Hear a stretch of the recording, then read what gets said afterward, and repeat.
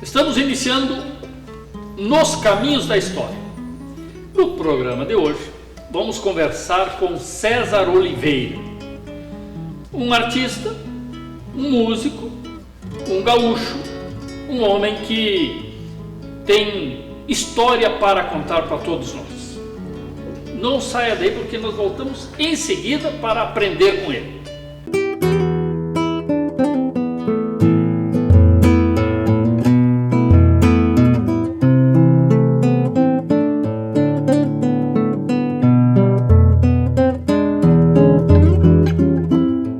Voltamos nos caminhos da história. Aqui conosco, César Oliveira, que vai conversar conosco primeiro contando quem é, de onde é que veio, onde é que nasceu, como é a origem da família, a sua relação com o tradicionalismo, essa sua vida, o César Oliveira. Primeiramente, um prazer enorme, né, estar principalmente contigo nessa vez, que é uma pessoa que a gente tem uma admiração muito grande pela contribuição que até hoje é dada, um exemplo como esse fabuloso programa, né?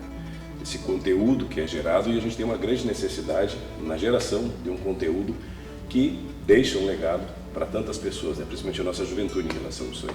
E a juventude, como tu disseste, a minha origem, eu sou natural de Itaqui, nasci em Itaqui, fronteira com a Argentina. Para quem não conhece, é a cidade mais longe da capital, né? Itaqui é a cidade mais longe. Mas uma terra muito gaúcha, que eu digo assim, em questões de valores, né? A propriedade dela é uma cidade que, como todo interior, ela tem os seus usos e costumes, e aquelas pessoas que são de lá, elas têm esse sentimento, né? Quer dizer que sempre, como todos nós gaúchos, né? A nossa terra, por menor que seja, é a melhor que existe, né? Isso aí eu acho que é fabuloso. Saí de lá com 2 anos e meio e fui para São Gabriel. Né? Fui para São Gabriel por motivos que meu pai, que lá, né, também tinha a questão da agricultura, um pouco desta parte também, era um homem que como toda a origem que a gente possui, como o campo, que é sem dúvida nenhuma, hoje um referencial maior que a gente fala em questões econômicas, sociais, culturais, artísticas também, né? Nós saímos, meu pai era músico, meu pai e minha mãe, né? Eu sempre falo sobre isso em relação a origem. É a origem, né? Meu avô também é gaiteiro, e saímos de lá, fomos para São Gabriel. Minha mãe, originária, tem a sua família com origem na região de Morrinhos do Sul, no litoral. Por isso que eu tenho às vezes eu falo que eu gosto muito de comer as corujas fritas, né? E as pessoas também não sabem por que isso é DNA, a gente não tem como tirar. E essa diversidade que nós temos de raça, sem dúvida nenhuma, hoje que nós agregamos essa nossa pátria, como eu digo, cultural e de genética, que é o gaúcho, né? Em relação a isso aí também temos, né? Tem pela parte de pai paraguaio, o sangue paraguaio, com uma parte italiana, parte de mãe alemão com índio. É uma esculhambação. Uma mescla de raças. É uma mescla de raças, né? Eu sempre falo que não sei como é que por parte de mãe, como é que meu avô, que era índio mesmo, se encontrou com a minha avó, que era alemã, né? Como é que se comunicaram, não sei, porque quando eu conheci eles, que foram muito cedo, até a sua maneira, né, suas pronúncias também ainda traziam muito das suas origens. Mas é lindo de ver, né? Isso aí que esse é o Rio Grande do Sul, essa riqueza fabulosa que nós temos. São Gabriel, me criei naquela cidade que eu sem um pingo de dúvida, assim, não é uma questão de bairrismo, mas eu digo que é um dos maiores, uma cidade que mais carrega realmente o gauchismo em si, não a gente dizendo que uma região é mais, que é outra, coisa parecida. Eu sempre falo que é a região da fronteira, geograficamente, né? Ela tem uma questão que você fala da região do Pampa, mas hoje o gaúcho, e hoje sempre foi, né? O gaúcho é essa diversidade maravilhosa que nós temos. Mas São Gabriel sempre teve uma peculiaridade em relação a isso aí, sempre teve aquele sentimento que ainda se preserva. Ainda se preserva, graças a Deus, ainda na juventude, claro, que nós estamos em outras épocas. E lá foi onde realmente eu me introduzi dentro dessa questão cultural por grandes disciplinadores, né? Um deles, por sinal, que até hoje nós mantemos contato na nossa invernada artística. Todos do CTG, Tarumã e Caiboaté. Dos dois. É que quando acontecia, nós tínhamos nosso professor, ainda, né? Está vivo ainda, né? Mas um dos mais atuantes naquela época também, discípulos de Paixão Cortes, né? Seu Reinaldo Dias, que para quem não conhece, até eu falo com frequência em relação a isso aí, o primeiro filme, O Tempo e Vento, aquele preto e branco que foi feito, o Reinaldo dançava chula naquele filme, na época do 8 compasso, né? E ainda tinha, né? Hoje, meu Deus do céu, 200 e poucos compassos. Mas é lindo de ver, né? É a evolução em todas as suas formas, né? E o Reinaldo era o nosso disciplinador, o nosso professor. Junto com ele, Lídio Vieira dos Santos, né? Praticamente também o gaiteiro que acompanhou o Paixão Cortes a Portugal, na época do Tarumã. O Tarumã era mais atuante. João Vicente, que toca na banda Nenhum de Nós, foi campeão de chula de vacaria. São tantas coisas que as pessoas não sabem, é tão linda essa história que a gente possui. Estava naquela invernada. Gaspar Machado, autor de clássicos como Chasque para Dom Munhoz, entre tantas músicas, fazia parte. O CTG Tarumã, naquela época, venceu vacaria usando o chamal, que era realmente uma pilcha de pesquisa fabulosa, incrível, e venceu o rodeio de vacaria, que as épocas eram outras, né? Isso eu também estou falando um pouco mais, eu era criança, né? Mais ou menos que ano? E daí me apertou feio, porque hoje eu digo... mais ou menos, eu era criança, né? Mas ainda já mas tinha... É que tu és jovem. Sim, eu vou fazer 50 anos, né? Pois é. Mas tu que é um guri, não digo. Mas naquela época nós olhávamos essas pessoas, nós tínhamos essas referências, depois nós começamos a atuar. O Rogério, Rogério, o teu parceiro... Sim, Rogério Melo. Rogério Melo, eu conheci ele com 10 anos de idade. Onde ele veio a ser meu aluno de violão. No Tarumã. Aí sim, ele já era atuante do Caiboaté. Do Caiboaté. Nós tínhamos o que acontecia naquela época. Existem vários CTGs em São Gabriel, mas o Tarumã e o Caiboaté sempre foram grandes referências. Mais destacados. Mais destacados, grandes referências. E nós tínhamos um grupo de amigos, né, que sempre teve ali a pessoa do Reinaldo e do Lídio. Né. O Lídio, para quem não sabe, eu acho que, se eu não me engano, foi o primeiro LP gravado de dança no estado do Rio Grande do Sul, foi o Lídio Vieira dos Santos que gravou. Foi o primeiro LP, o primeiro disco, né, que gravou. Era um maestro, né, fabuloso, gaiteiro, pai do João Vicente, por sua vez, né, as origens. Então, nós, quando o grupo se dirigia para outro CTG, não por questões até de alguma rusga ou coisa parecida, não, porque ia para o Caiboaté, aquilo sempre acontecia, o grupo sempre estava junto, a mesma invernada unida, sempre esteve junto com esse que é um mentor, como eu posso dizer assim, né, o Reinaldo, que era um grande professor, uma pessoa maravilhosa, incrível. Lá eu conheci o Rogério, que dançava já nas invernadas de base, né. Eu já comecei a tocar naquela época cantando. Tu és mais velho que ele? Bem mais, bem não, né? Mais ou menos. E aí o Rogério dançava. O Rogério foi meu aluno de violão naquela época. E o Rogério, tendo o pai dele, era um funcionário da Caixa Econômica, viajava muito, então às vezes ele saía. Então ele veio para Capão da Canoa, no João Sobrinho também, dançou ali, daí ele já começou a cantar. Quando voltou a São Gabriel, eu estava cantando, né? E eu fui o maior desincentivador do Rogério a cantar, né? Porque eu sempre dizia, vai estudar, pelo amor de Deus, cantar não é fácil, né? Mas eu acho que essa união que a gente tem desde dessa época, esse mesmo grupo, essa afinidade que nós temos aí, é o que hoje nos sustenta muito em relação a isso aí, né? O respeito, o ideal é o mesmo. Casado? Né? Casado. Tenho um filho, 5 anos. Demorei para ter um filho. Né? Não mora mais em São Gabriel? Não. Moro agora próximo ali, Guaíba, no Country Club, próximo ao Arroio dos Ratos.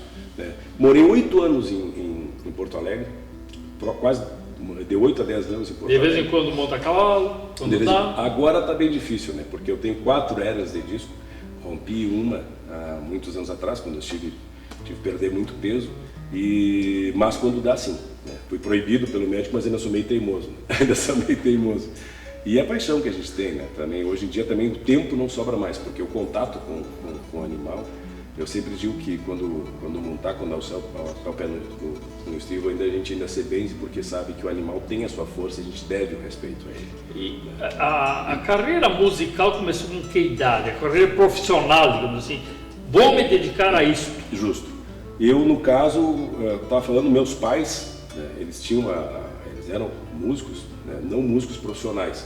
Mas uma coisa que eu sempre friso, sabe, até na questão histórica, a nossa música gaúcha, isso é uma teoria minha e que eu, com muito orgulho, defendo ela. Ela foi gerada, nós não somos uma novidade, a dupla não é uma novidade. A música regional do Rio Grande do Sul foi gerada pelas duplas. Tanto é que nós sabemos, Bertucci, os próprios Serranos, né, Teixeirinha e Nery, em relação a isso aí, obviamente que saindo uma pessoa como como o Pedro Raimundo, fora daqui, que tinha o Gil de Freitas com a sua trova, o Zé Mendes, né, um visionário também em relação àquilo ali, mas tinha isso aí porque as rádios existiam no interior, as cidades que muito distantes, digamos que São Gabriel, que tinha uma rádio, Itaqui no caso, que tem a sua rádio, ali acontecia, era muito peculiar das pessoas, os irmãos fazerem uma dupla, pai e filho, né, esposo e esposa, meu pai com a minha mãe, tinham a origem de cantar, os dois também gostavam, o meu avô era gaiteiro, né, eu tenho fotos do meu pai com 17 anos, tocando violão e viola, mais interessante, né, piochados tocando violão e viola. Né, violão e viola, por quê? Nós tivemos a influência da música sertaneja de raiz, óbvio, isso não se renega, né, e lá nós ainda tínhamos mais ainda a influência da Rádio Nacional de Buenos Aires, tínhamos aquele folclore agregado, aquilo ali, mas a música gaúcha em si, ela teve essa origem. Por quê? As duplas, a parte musical que acontecia, elas iam para as rádios, e ali naquele território, naquele pequeno território, e ali começava a nascer, né, a parte musical, as duplas, e assim elas se expandiam, Deli Meleninha, tantas pessoas que a gente conhece em relação a isso aí, e dali teve essa origem. Me criei vendo meu avô, meu pai, meus tios, minha mãe, meu pai. Sempre tive essa influência, essa educação da música sempre esteve dentro de casa. Escutando na época, que eu digo que a gente escutávamos músicas com bons cantores, Vicente Celestino, Carlos Gardel, né, entre tantos outros que a gente tinha naquela época, não tão velhos, são mais velhos que eu, mas era o que os pais escutavam, me criei escutando em relação a isso aí. Então, quando eu comecei ao gosto pela música, eu digo, tá no sangue, né? Eu já logo mais, com uns 16 anos, foi a primeira vez que eu peguei um violão. Tarde para muitos, mas para mim aquilo foi fácil, né? Graças a Deus, porque tinha já sempre dentro da família já esta relação. E logo, não demorou muito, eu comecei no musical, né, de uma invernada artística. Claro que os tempos, como eu digo, são outros. Naquela época nós tínhamos tudo muda, né?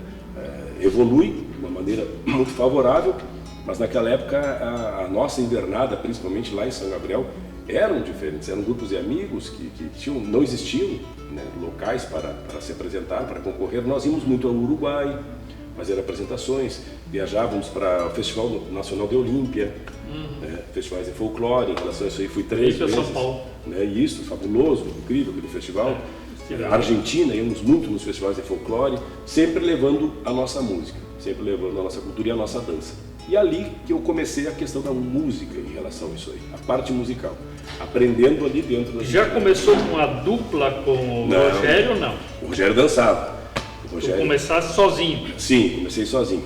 Tanto é que o Rogério dançava e eu digo que para poucos, às vezes nós brincamos, né, que há 30 quilos a menos, né, o Rogério era um grande chulhador e foi um grande chulhador. Mas depois ele escolheu a parte musical e hoje nós agradecemos porque é um grande intérprete, um grande cantor e um grande gaúcho. Acima de tudo, um grande gaúcho. Mas com o tempo, nós fomos notando, né, essa familiaridade que tinha entre as vozes, e o Rogério veio a integrar o grupo que me acompanhava. Eu já tinha uns 3 ou 4 CDs, se não me engano, lançados. O Rogério veio a integrar. Ele queria tanto a música, eu digo, bueno, então se tu quer realmente participar, tu vai integrar o grupo. E eu me lembro de um fato que ele ficou bravo, que uma vez eu dei uma música no festival, né, para um grande amigo meu cantar, e ele ficou bravo. Só que o único detalhe, né? O intérprete era César Passarinho. E ele bravo. Ele queria cantar. Ele queria para ele. Eu digo, não, mas é um fabuloso intérprete de palco desses festivais. E os festivais sempre foram uma bárbara vitrine. Uma grande... O início de vocês foi por ali, mais pelos festivais, né? Era a única alternativa que nós tínhamos em relação, né? E era muito forte. Né? Hoje eu não posso dizer assim, mas eram incríveis, né? Eram incríveis. Nós hoje vemos uma dificuldade muito grande. Bom, já conhecemos aqui um pouco da história do César Oliveira, né? Homem do Itaqui, mas criado em São Gabriel, a terra dos marechais. Terra dos marechais. Né? São Gabriel. E que está aqui conversando conosco nos caminhos da história. Nós vamos para um pequeno intervalo e voltamos em seguida. Erva mate e chás Barão, o verdadeiro sabor do chimarrão. A erva mate Barão, a preferida do chimarrão e nos corações dos gaúchos. Estamos de volta nos caminhos da história, conversando aqui hoje com César Oliveira. um artista, um músico, um tradicionalista, um homem que nasceu na fronteira oeste, lá no Itaqui, se criou mais para o centro, mais em São Gabriel, e iniciou sua atividade artística, digamos assim, na família. O CTG serviu de caminho para a continuidade, se tornou muito conhecido, tem inúmeras obras gravadas, faz um sucesso enorme aí, especialmente com a juventude nacionalista, né? Tem que conhecer isto, mas que atingiu aí todos os nossos públicos. Mas, neste ano de 2019, o César Oliveira foi escolhido pela Comissão Estadual dos Festejos Farroupilhas, que é composta pela Secretaria de Estado da Cultura, Secretaria de Estado da Educação, Secretaria de Estado do Turismo, Brigada Militar e Movimento Tradicionalista Gaúcho. Esses órgãos formam uma comissão e esta comissão escolheu César Oliveira para ser o patrono dos festejos farroupilhas. Esta figura do patrono, ela começa em 2003. E todos os anos o patrono é escolhido por volta do mês de março, abril de cada ano, e a sua primeira efetiva participação é no acendimento da chama crioula daquele ano, né? Que neste ano, em 2019, será em Tenente Portela, aqui no Rio Grande do Sul, o acendimento da chama crioula, e daí se espalha para todo o estado. E o César Oliveira é o nosso patrono dos festejos Farroupilhas 2019. E é uma espécie de mandato, César, que vai até agosto de 2020. Não se encerra na Semana Farroupilha desse ano. Sim. Isso continua, essa prática, né? Tu é um ano de patrono. Aí eu te pergunto, não para o artista, mas para o cidadão César Oliveira, o que isso representa, como é que tu recebeste isso, como é que tu te sentes, como é que tu vês essa questão toda? Sabe que eu acho que quem recebeu, né, fazendo uma vez, eu acho que é o ativista cultural. Nós, como falávamos aqui da nossa época, nossa origem, nós somos pessoas que nós amamos a cultura no todo, principalmente a nossa identidade cultural, que ela é de suma importância nos dias atuais, citasse os jovens.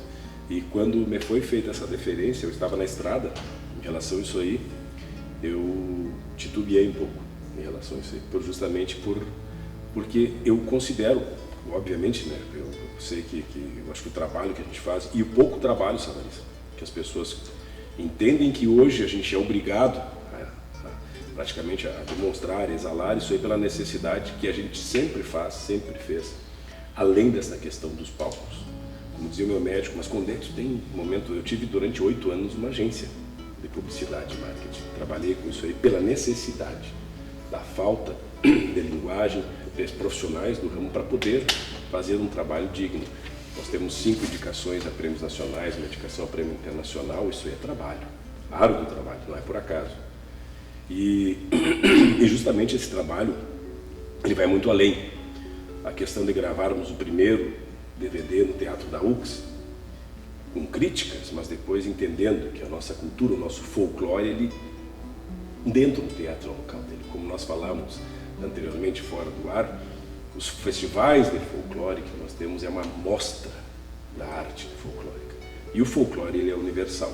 Então, quando me fizeram esse chamado, eu sei que o compromisso sempre foi muito grande. E como eu sou uma pessoa que respeito muito e sei do compromisso que nós temos muito além da figura pública, mas sim como cidadão, eu me lembro muito bem, e eu cito sempre isso aí, que há muitos anos atrás, acho que tu eras presidente do movimento, tu me falaste sobre a questão de nós falar sobre a juventude para conversar com os jovens sobre a questão da pilcha. Até aquele momento, eu sempre falo isso aí, nós tínhamos que atrair os jovens novamente para o ser gestor desse movimento, que era muito necessário. E foi um trabalho que nós fizemos em relação a isso aí, né? Tanto é que quando eu completar 40 anos, eu volto às minhas pilchas de origem. E voltei, então aqui, meu lenço no pescoço, minha bombacha larga. Naquele momento eu usava realmente uma pilcha que era da nossa região lá, para fazer que os jovens fossem seduzidos, mas de uma maneira muito saudável para que voltassem para esse movimento, não só o musical, mas o movimento tradicionalista, e era necessário, né? É necessário. A maneira que iam conduzir no futuro cabia a eles, justamente. Então, quando me foi feito esse chamado, eu realmente pensei muito, né? E eu vou dizer assim, sinceramente, eu consultei pessoas que são de suma importância para mim, porque para mim não era só dizer que seria um patrono ou sentir, muito pelo contrário, me sentir orgulhoso de ser, muito pelo contrário, sabe? Para mim é uma responsabilidade muito grande. E no exato momento que eu aceitei, eu estava em viagem, quando a Beatriz ligou e fez esse pronunciamento, me fez o convite, eu estava vindo de viagem. Beatriz, secretária de Estado de da Cultura. Uma pessoa fabulosa, uma pessoa que também ela tem a mesma mentalidade, que é agregar, que é o que nós precisamos, coletividade, né? Nós já tínhamos outros projetos em andamento, em relação a não só a questão carreira, mas também justamente a manutenção da nossa questão cultural, o desenvolvimento da nossa cultura e a preocupação. Eu acho que todas as pessoas que me conhecem e conversam comigo sabem da preocupação que eu tenho com isso aí. Não só, principalmente a questão musical, obviamente, que é um segmento que eu defendo, mas num todo, né? É a trova, é a gaita, é o instrumentista, né? Como eu digo, que ser gaúcho está no DNA, não tem como renegar.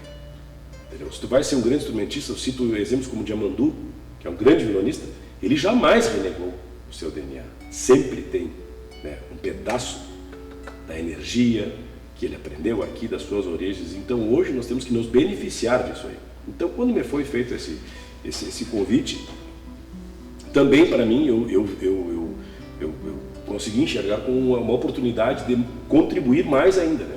De uma forma de poder chegar até mais próximo de certas pessoas e agregar e juntar. Vamos lutar em relação a isso aí. E foi isso que aconteceu já no outro dia. Assim já comecei já de forma efetiva fazendo trabalho, e que está ainda acontecendo, porque nós já tínhamos um trabalho em relação a isso aí. E um deles é o lançamento dos festejos em Brasília, né? A frente parlamentar criada em Brasília, e quando foi gerada essa frente eu fui muito taxativo, que as pessoas pouco entram no processo, nem entendem, que eu disse para duas pessoas, o Lucas Redeck, que é deputado federal, e o deputado Santini, e todo um grupo que estamos juntos, né? Independente de cor de lenço, bandeira, rótulos, preconceito, pelo amor de Deus, vamos lutar pela nossa cultura. Um exemplo que tu mesmo falaste, agora eu estava em off falando sobre o teu filho, que faz um trabalho fabuloso, incrível, mostrando a linguagem da nossa música gaúcha de uma forma diferente. Mas tem a origem, né? Claro. Esse é o nosso diferencial, esse é o diferencial. E em relação a isso aí, quando nós fizemos, eu sempre cito, e eu falei muito frequente isso assim, pelo amor de Deus, nós temos aqui no Rio Grande do Sul um manancial, uma riqueza tão grande, incrível, sabe? Conheço, dia após dia eu conheço uma pessoa e me assusto, conheço locais e me assusto, dentro do meu estado. Isso que eu já em 95 fui para a Europa, festivais de folclore, em 2002 também, né? Mas eu digo, não tem lugar tão rico como aqui. Os festivais de música nativista, o maior movimento musical folclórico de geração de música que em atividade no mundo. Não tem igual o Estado realmente precisando de ajuda, muita ajuda, né? Essa ajuda é necessária. E toda essa dificuldade que hoje o país enfrenta, o mundo enfrenta, né? A questão de valores, e aí também muito regado por hipocrisia, ansiedade, vaidade e tantas coisas, eu acho que nós temos aqui um remédio, um santo remédio, que é a parte cultural, a nossa identidade cultural. Mas aí quando eu falo em cultura eu também falo sobre os valores, né? Sobre aquela questão do valor do bom vizinho, e aí tu agrega saúde, segurança, tudo, né? Porque o CTG, o lenço no pescoço, os bons costumes, isso aí, eles ensinam isso aí. Tá, e qual é a tua expectativa para este ano 2019, com o mundo atual, tá? Para os festejos farroupilhas 2019? Então, nós também, além disso aí, nós estamos completando 20 anos de carreira. Então, acumulou tudo, né? Mas favorece também, né? Nós estivemos conversando com a comissão e são tantas coisas que eu acho que nós poderíamos explorar, né? Agora, obviamente, que a gente não tem, tanto como tu falaste, prossegue até o ano, então até o momento que realmente eu estiver ali podendo colaborar, eu vou colaborar. Vou continuar colaborando. Claro. Isso aí, vou ser sempre um ativista para o resto da minha vida. Então essa contribuição, falando lá com o pessoal justamente da SEDAC, toda a comissão, né, em relação a isso aí, eu digo que tem tanta coisa que nós poderíamos fomentar, né, o desfile temático. Coisa que aí falam, era tão lindo, né, tão bonito, e aí falam, mas a dificuldade, eu digo, eu não consigo entender aonde que existe uma dificuldade. No momento que um povo vivencia o Estado, fora do nosso continente, isso aí, pelo amor de Deus, uma coisa é bem simples, um exemplo que eu dou frequentemente sobre desenvolvimento, fomentação e benefício. Olhem para os festejos de São João no Nordeste. São bailarinos, são dançarinos que estão lá, a gente que conhece isso aí, né, são inúmeros que sustentam famílias, sabe? Sustentam famílias. Aí eu vou dizer assim, aproveitar esse gancho, que é uma coisa interessante. Essa questão, vamos ficar na questão só do desfile temático, teria tantas outras coisas. Quando isso foi criado, era para ser uma espécie de referência turística, tá? Turismo. Que gera recurso. Né? A visão, ela foi folclórica, foi tradicional, mas econômica, principalmente por conta do Lara, o deputado lá. Sim. A visão dele era econômica. Secretário de Turismo, você não... Isso, ele era o secretário de Turismo da época, eu era presidente do movimento. Sim. Então, quando dizem que é difícil, não tem dinheiro para investir nisso, dizem, bom, tem. É uma questão de visão. Tem. Só de visão. Eu acho que não poderia se perder isso. Se tu puder contribuir com muito isso, pelo contrário. ótimo. Foi uma das primeiras coisas quando eu sentei com a Ana Fagundes, com a secretária, com a Carmen também, adjunta, eu disse, olha, eu digo assim, a minha diretriz em relação a isso aí, tu falaste a palavra-chave, turismo. Porque se tu for analisar, lá fazem folclore, eu cito frequentemente que no Nordeste eles pegaram um pistoleiro e transformaram num mito. Nós aqui não conseguimos sequer reverenciar os nossos heróis. É verdade. Entendeu?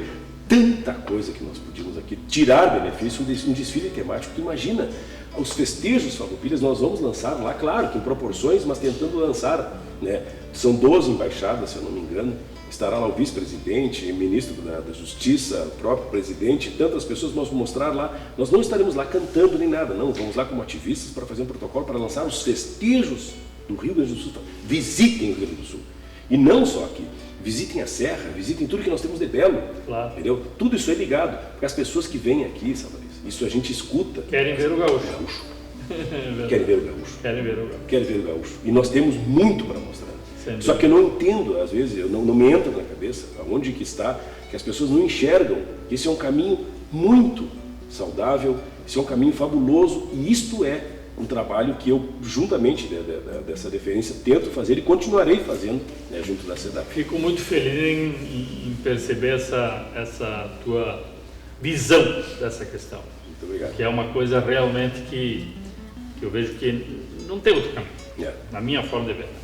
E com os anos a gente se envolveu muito com isso, com este foco. E hoje nós temos, o Estado tem necessidade.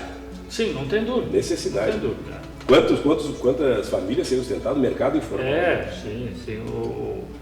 Essa questão cultural local, ela tem uma importância grande e pode ser muito maior. Muito maior. Sem dúvida. Mas César, assim, nós estamos nos encaminhando para o final desse nosso programa, que poderia ser muito mais extenso, mas é para que nós pudéssemos apresentar o patrono, para que todos conhecessem quem é, quais são as suas ideias, a sua perspectiva. Passa uma mensagem, isso que eu queria que tu fizesse, assim, um chamamento, um convite, porque esse nosso programa vai ser assistido no mundo inteiro. Tá? Eu considero que eu acho que a gente tem que, eu chamo para um levante, eu acho. A nossa juventude, ela é o fundamento maior. Eu acho que os jovens, eles estão carentes, desamparados do que nós possuímos. O que nós possuímos? Uma cultura de credibilidade. O mundo, todas as grandes civilizações, quando praticamente estiveram por terra, elas se reergueram nas suas origens. E hoje a necessidade que nós temos, justamente, de reerguer o nosso Estado, num todo, né, parte principalmente pelos jovens. E esses jovens, eles têm que ter esse voto de confiança dar o voto de confiança, fazer esse chamado, esse levante para que eles queiram, né? Não só, e uma forma que eu acho assim, sem atrito, sabe? Uma maneira de uma forma coletiva, agregar forças e trazer com que as pessoas venham para si, principalmente o jovem, para que a gente consiga fazer com que isso tenha continuidade. E a continuidade, além desse trabalho cultural que a gente tem que fazer, dessa fomentação, essa continuidade aí, ela sem dúvida nenhuma, ela é essa preservação e a riqueza maior. O Brasil precisa conhecer o Rio Grande do Sul, obviamente, mas o gaúcho tem que aprender a se vender, não se prostituir, se vender, mostrar. Se dizem que tudo aqui é bom, e realmente temos coisas maravilhosas, então vamos mostrar para o Brasil e através dos jovens é o melhor caminho. Muito bem. Estamos encerrando o nosso programa de hoje, Nos Caminhos da História. Falamos aqui com César Oliveira, o patrono dos festejos farroupilhas deste ano de 2019. Participe dessa grande festa.